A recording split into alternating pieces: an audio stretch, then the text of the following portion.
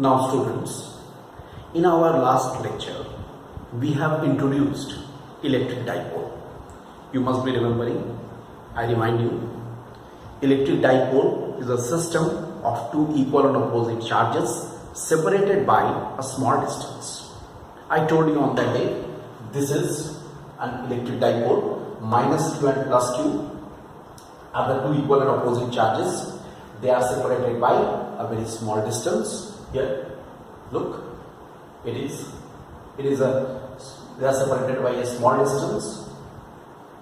This system is an electric dipole. Now, total charge of an electric dipole will be 0 according to the additivity of the charge. Alright, but mind this, the total field due to the dipole is never be 0. Because why it is not 0? Because these two charges are separated by a certain distance. In this system, the total charge is 0, but the field due to the system will never be 0. Then what we can do? We can determine the field due to this dipole at the two positions in our cells. We are discussing this as the first, that is, first point is at the end on position. Field due to an electric dipole, look, we are now to determine it at the end on position. What is the meaning of end on position? That means we are to determine the electric field at the axial point of a dipole. What is the axis of the dipole? Axis of the dipole, you can say it's an imaginary line this way. This is the imaginary line passing through this dipole in this way. This is the axis of the dipole.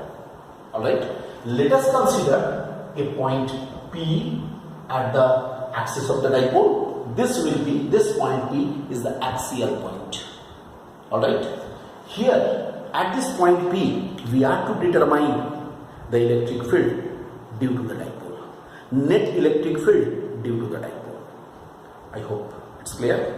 Then length of the dipole is twice a. This is the midpoint of the dipole, and let us suppose R is the distance of the concerned point from the midpoint.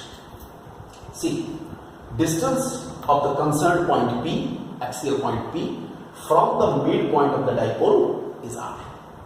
I hope the figure is very much clear to all of you. Now, we know how to find out the electric field.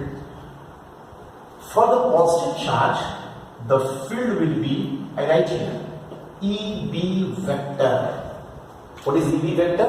Due to the positive charge, it will be away. It will be away from the charge. Right? EB vector means field at P due to the charge at point B. Clear? And what is the field here at the same point? Here at the point P only. It is at the point P only due to the charge at A. At the same point A, I repeat, at the same point A, here, same point P, due to the charge at A, we have the field EA vector. So, this field EB vector is for the charge at the point B, and this is EA vector is due to the charge at the point A. Both the fields are taking place, or it is occurring at the point B. You can draw these fields along the axis also, no problem. I am mentioning that these two fields are acting at the point P. You can draw it along the axis also, means EB vector towards right, EA vector towards left. That can also be done, no problem. Then, according to Coulomb's law, we can say B at the point B plus Q and at the point A minus Q, both are acting as the point charges. Then, what are the values of EA and EB? Values of fields at P.